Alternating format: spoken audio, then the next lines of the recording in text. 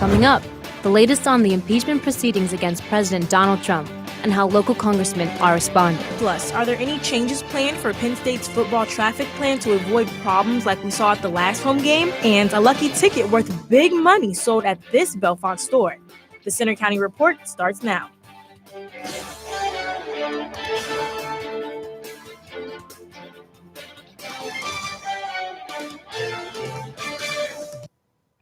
Good afternoon, I'm Nicole Ambrish. And I'm Erin Kemp. Thanks for joining us.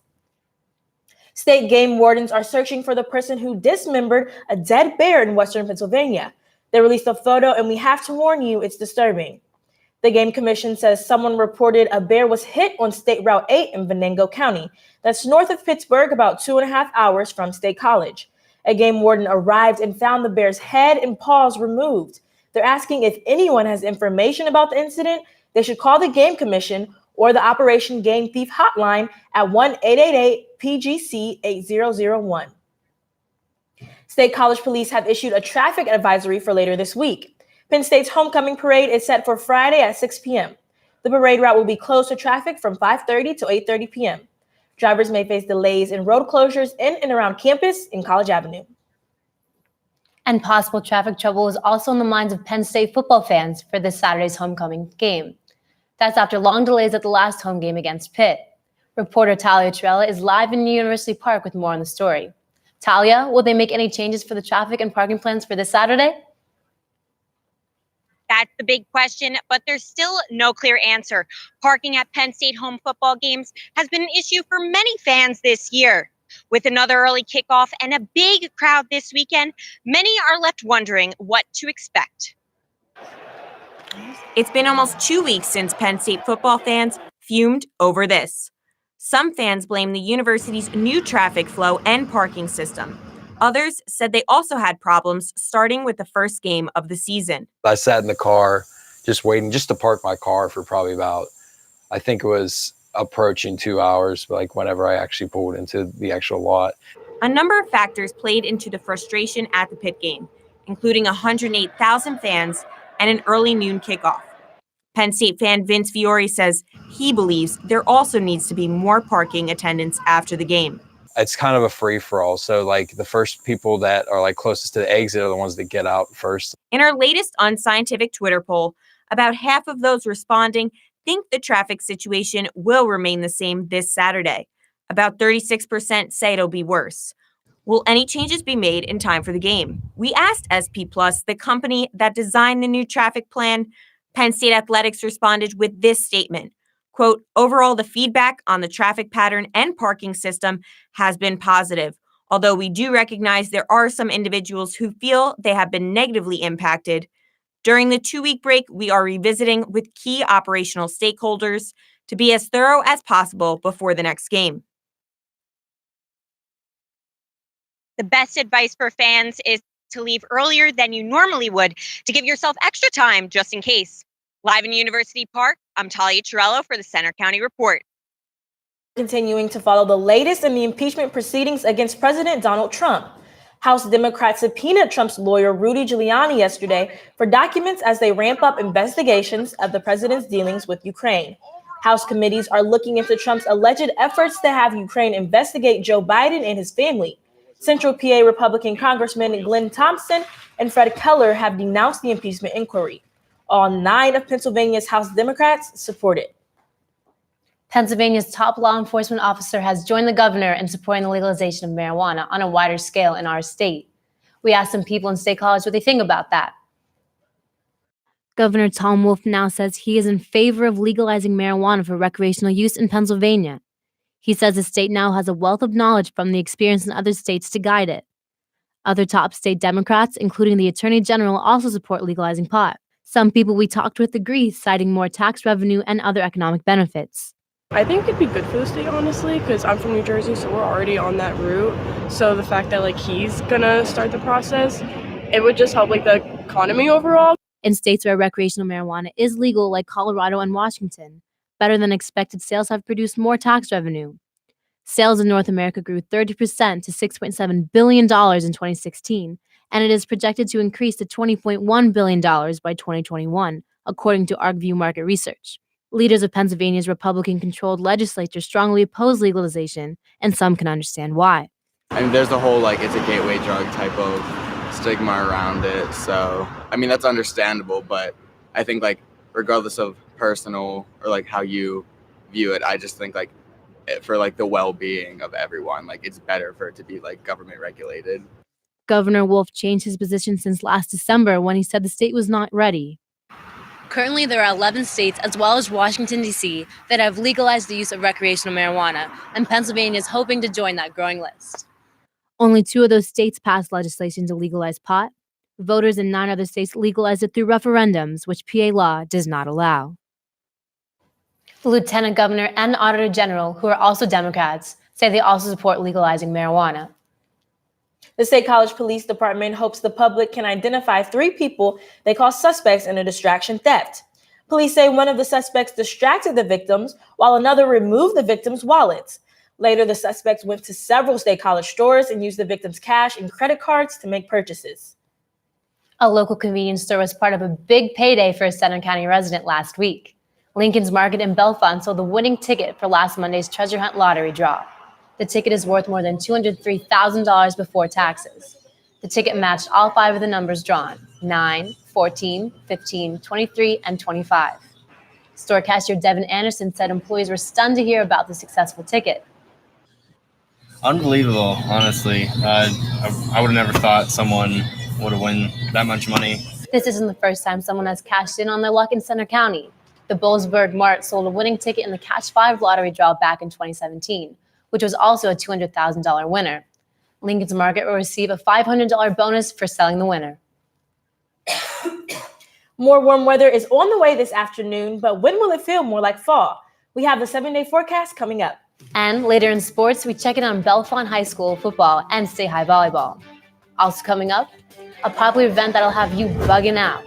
Find out what drew more than 2,000 people to this arena.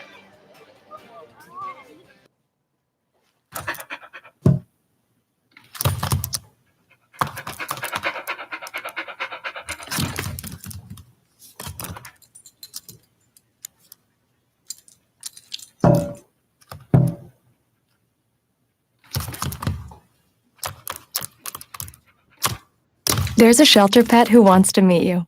Meet one today. Visit theshelterpetproject.org. Adopt.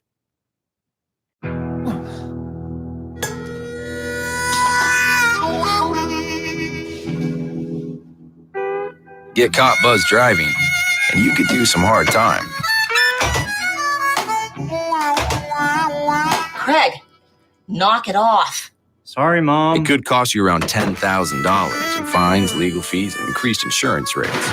And that could set you back a few years. Buzzed, busted, and broke. Because buzz driving is drunk driving.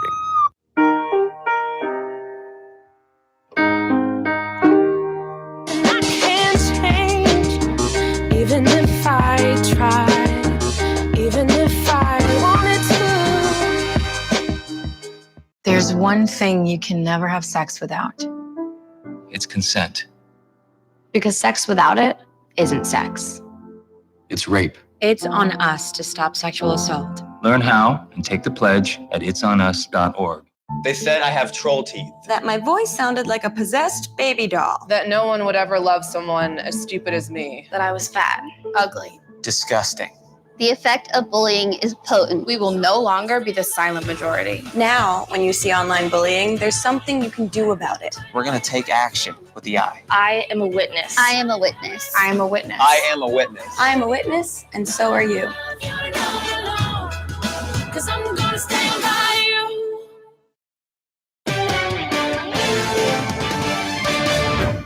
More than 2,000 kids and adults turned out over the weekend for a popular annual event at Penn State. It featured lots of creepy, crawly bugs. Nothing like some hissing cockroaches and big tarantulas to draw hundreds of families out to the great insect fair at Penn State Snyder Ag Arena. So far, we've gotten to look at the big bugs in the boxes. And my dad's in the nocturnal tent. 9-year-old Dylan enjoyed looking at the bugs, but he preferred the ones that weren't alive. They look good, but if they were still alive, they were on me, I would be kind of scared. The Saturday event also showcased lots of bees and other displays for kids and their parents to check out. Activities here at the Great Insect Fair today include a butterfly tent, face painting, and even an insect deli where you can taste mealworms. Michael Skvarla is the organizer for the Great Insect Fair and says it can serve as a learning opportunity. It's a great educational opportunity. People with kids especially, they'll learn a lot about insects, and it's just a great time to get out and learn something new. Not only were there several different stations inside, but outside the arena there was a bee tent, cornhole, butterfly station, and food available as well. And kids weren't the only people who enjoyed the fair and got to experience new things. I got to hold a hissing cockroach. I held a tarantula. We ate bugs. Yeah, we ate crickets. Well, you didn't eat a cricket. Yeah, I just ate a mealworm. The event also had an important message. The theme was Living Without Insects, which highlighted recent insect declines worldwide.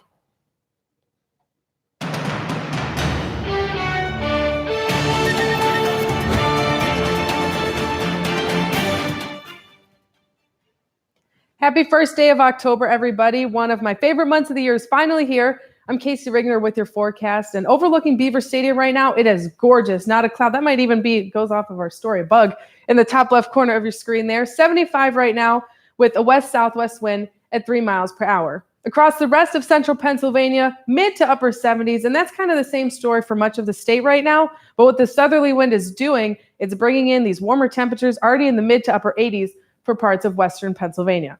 Now, on the contrary, not much is going on the radar, just some storms still fizzling off from New York State and parts of the Northeast. Now, early tomorrow, we're going to have a cold front that's going to approach from the north, and what that's going to do is increase our rain chances and our storm chances for tomorrow.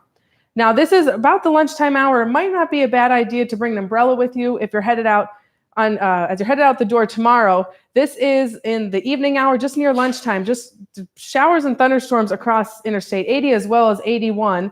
And then we're going to see the bulk of this system in the late hours on Wednesday into early Thursday.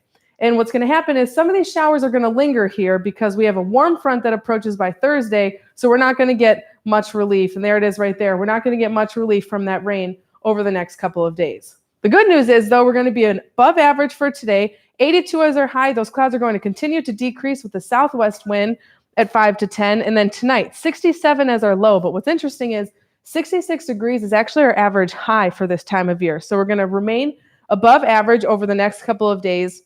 For Thursday, 82 degrees again.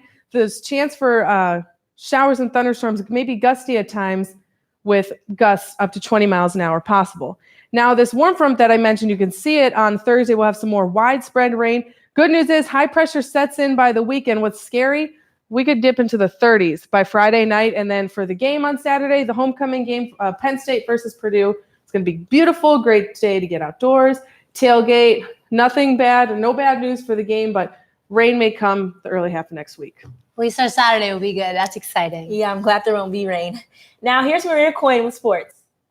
State High girls volleyball celebrates a big win, making them 8-0 in conference play. We'll take a closer look at them next in sports. Also coming up, high school football. We'll take you to Bellefonte for highlights of their game against Clearfield. Stay with us. Todd's a great guy. I mean, look at him. What a sweetheart. Attaboy. Wait, Todd, what are you doing? How totally selfish and un-Todd-like of you. Come on, Todd. Come on, man. Hi, I'm Peter. And there's nothing I love more than sharing vegetables with my friends. Come on in! Help yourself to anything. That's why we give our food the utmost respect it deserves. Did you know there are simple steps we can all take to help save food? You can cook it, store it, even share it. Just don't waste it. Because when it comes to food, better ate than never. To learn more, visit SaveTheFood.com. This year, patriotism shouldn't just be about pride of country. It should be about love. Remember that to love America is to love all Americans. Because love has no labels. So I'm kind of new here, but I've noticed a trend. My human does this funny thing where she goes around and gets all my toys, and then she hides them in that basket by the door. It's like, hello, that's where you put it last time. You were the worst at hide and go seek. So you see, son, good manners are important. Should I go through it again? Yes. Yes, please. Yes, please. Exactly. Always say please, thank you, you're welcome, excuse me, sit up straight, hold doors open for ladies. If the door's locked, knock first, don't burp, don't swear, don't stare, don't use bad language, you talk with your mouth full, keep your elbows off the table. What table? Don't interrupt. Cover your mouth when you cough or sneeze. On the bus, give your seat up to anybody who has trouble standing. Bottom line, treat others the way you want to be treated. Got it? Got it. Good talk. Most parenting is hard to do in just 2 minutes. But 2 minutes twice a day making sure they brush is easier, and it could help save them from a lifetime of tooth pain.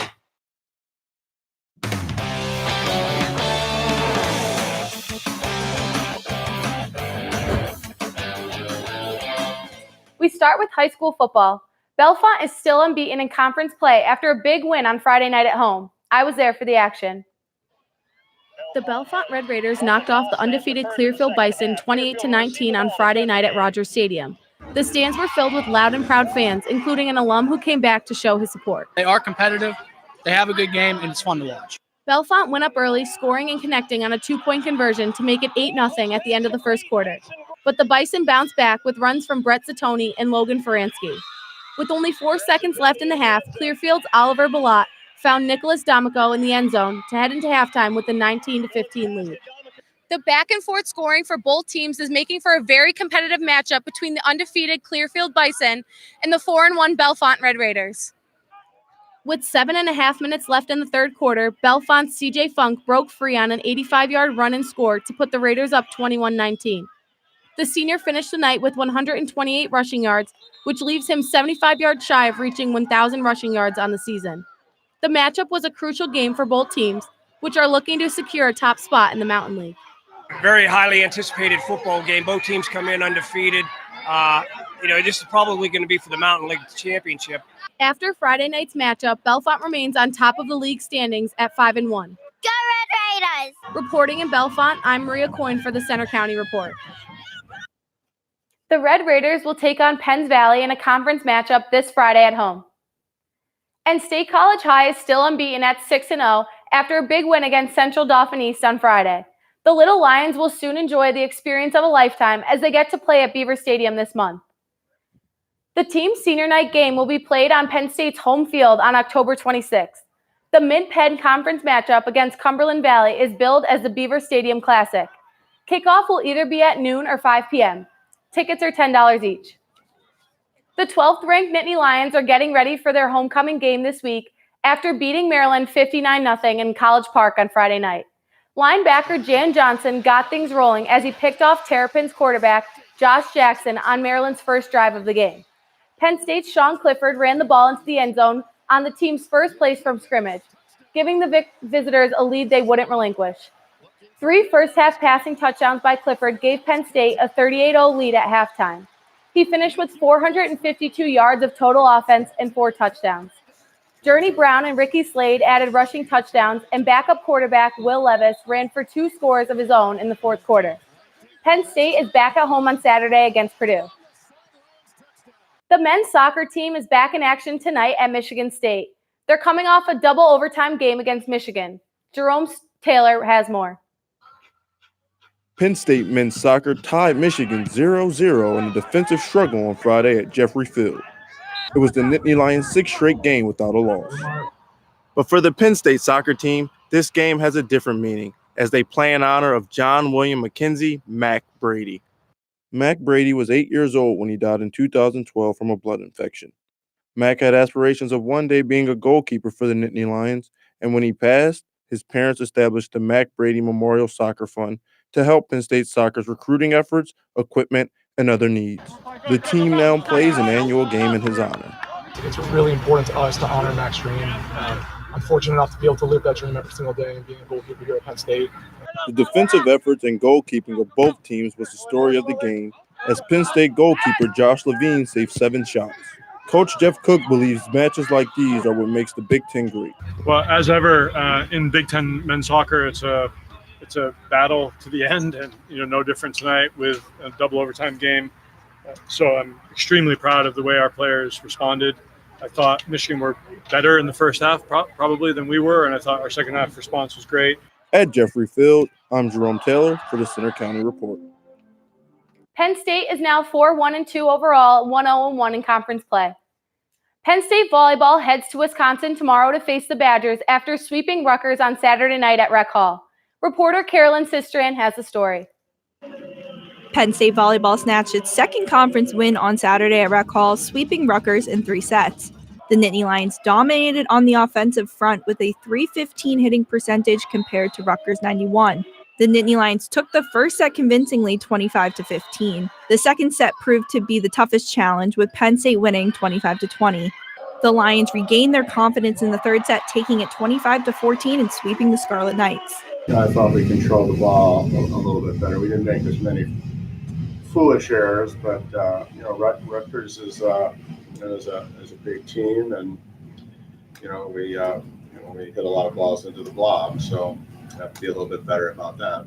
Penn State's performance was thanks in part to their young roster stepping up and contributing in big ways. Sophomore Serena Gray had 8 kills and hit for 583 on the night. Johnny Parker continues to impress and finished her night with 12 kills and 2 service aces. Caitlin Horde added 7 kills. Head coach Russ Rose said that he was glad he was able to rotate so many freshmen and sophomores into Saturday's match. However, his focus is shifting now to Wednesday as they hit the road to take on the Wisconsin Badgers in Madison. It's a totally different situation, playing at home versus playing in front of 8,000 people on the road. So, we'll have to clean some things up, and that's part of sports, is seeing how players are going to handle the different situations, and I think that'll be a good test for the younger players. In University Park, I'm Carolyn Sistrand for the Center County Report. The Nittany Lions are currently riding a 3-game win streak. Headed over to high school volleyball now, State College is still unbeaten in conference play this season. Reporter Samantha Rank was at their recent match against Redland. The Little Lions took on Redland in State College Thursday night. The Lions had a strong start, winning the first set 25-9, with Casey Segunda one of the key players. They continued the momentum into sets 2 and 3 and swept Redland 3-0. Segunda proved to be a key player in the second set, putting the Little Lions on the board. Number 14 Jackie Gordon also made her mark on the court with a dig that gave the Lions another point. The third set produced similar results, with Segunda scoring early. The team went on to build a steady lead for the remainder of the third set. Senior Kate Lachendro applauded her teammates' efforts. There's a lot of girls that have come in. They've made big strides in this year, and we have a lot of potential for the upcoming years. Despite the Little Lions remaining undefeated, head coach Chad Waite says the team has a long way to go if it hopes to achieve its goals by the end of the season. I thought we did a good job of doing what we had to do. We just talked about some goals. So they have some things in mind to shoot for. So we're hopeful that they carry forward. In State College, I'm Samantha Rank for the Center County Report. The team traveled to Chambersburg last night, where they won to stay unbeaten in conference play. They are now ranked 9th in the state. That's all for sports. Now back to you at the anchor desk. Thanks, Maria. Next, we'll give you an inside look on what it takes to be the Nittany Lion. That's after the break.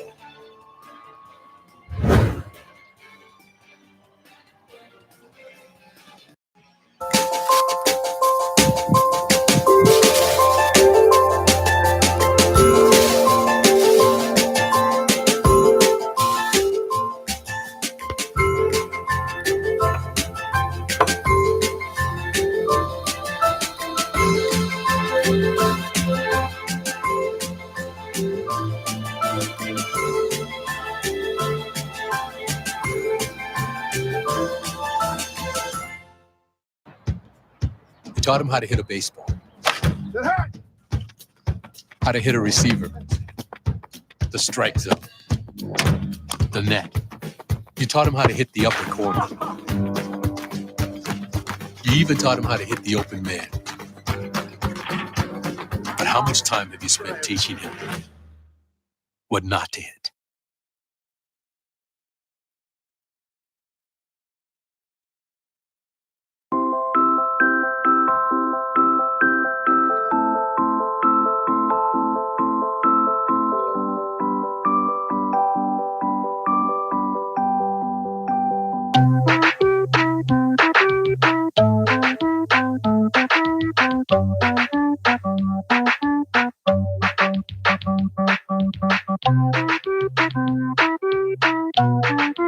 Start a story. Adopt at theshelterpetproject.org. There's one thing you can never have sex without. It's not something you buy. Or something you take. In fact, there's only one way to get it. It has to be given to you freely. It's consent. Because sex without it isn't sex. It's rape. Consent. If you don't get it, you don't get it. It's on us to stop sexual assault. Learn how and take the pledge at itsonus.org. Penn State fans see the Nittany Lion mascot at every game and around campus. He's the face of Nittany Nation, but have you ever met him? His identity is a well-kept secret, but we caught up with the man behind the mask. He told us all about the hard work that goes into it. His routines can take up to 6 weeks of practice, but he says it's all worth it. The experience when you're on the 50-yard line, controlling 110,000 voices with your fingertips when we do what's called crowd control, that's exhilarating. Up soon for the next Nittany Lion mascot. There's an information session on campus October 6th at 7 p.m. in the multi-sport complex. You can show up and get some info about applying to become the next Lion. Would you ever be trying out to be the Lion? Sounds like a lot of work. 6 weeks for a routine? I don't know. I think that would be so fun. I think I would do it. Too bad I'm a senior. That's okay. That's all for today's newscast. You can find more of our stories on our website, centercountyreport.com. And you can follow us anytime for breaking news on our Twitter feed. That's at Center County REP or on our Facebook page. We also have the Center County Report Instagram. Join us for our next newscast on Friday. Have a great day.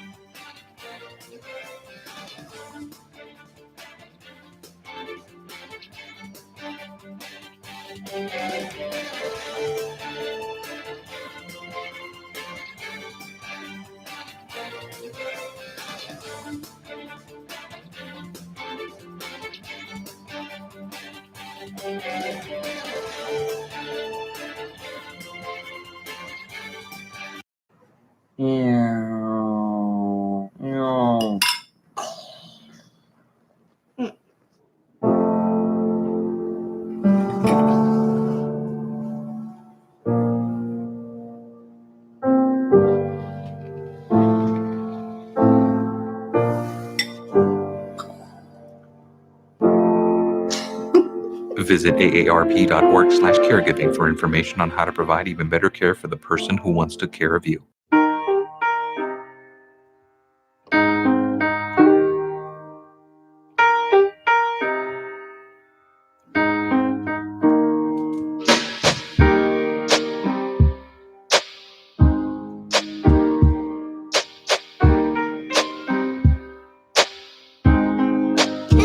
I love my sister. My heart doesn't see race. Love is love. Pretty much a good day for me would be people leaving their hands off of me.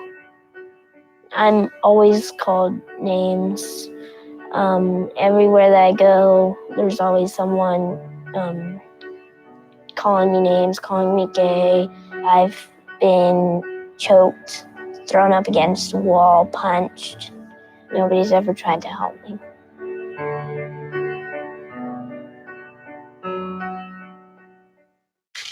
Your daughter is having trouble learning French.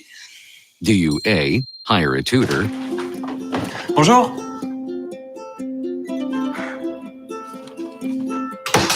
B, enforce a French-only rule at home? Or C, watch some foreign films? When it comes to parenting, there are no perfect answers, but that's okay, because you don't have to be perfect to be a perfect parent. Teens in foster care will love you just the same.